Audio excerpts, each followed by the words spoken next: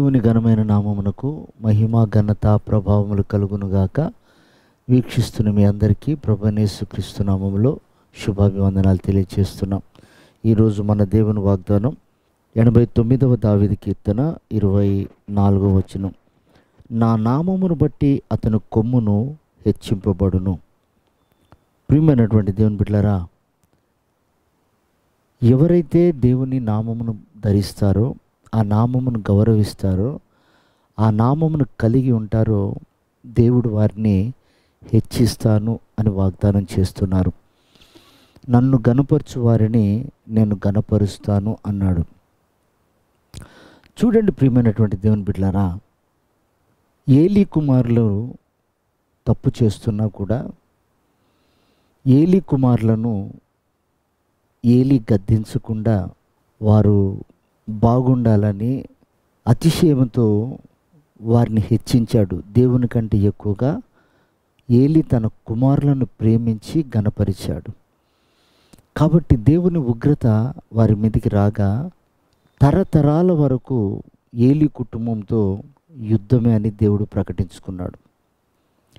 చూడండి, అతడు ఒక యాజకుడై ఉండి దేవుణ్ణి గనపరచవలసింది. తప్పుడు మార్గంలో ఉన్న కుమారుల విషయంలో ఒక వైరాగ్యం కలిగి వారిని హెచ్చరించక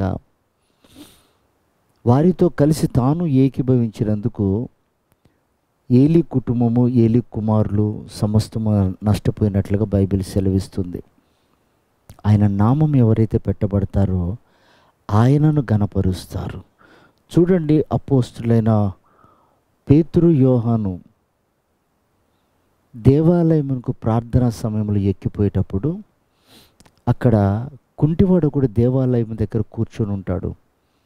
అతడు వీరి దగ్గర ఏదైనా దొరుకుతుందా అని తేరి చూస్తున్నప్పుడు వారిరువురు అన్నమాట ఏమిటంటే, మా దగ్గర వెండి బంగారాలు లేవు, కానీ మా దగ్గర యేసు నామం మాత్రమే మా దగ్గర ఉంది అన్నారు.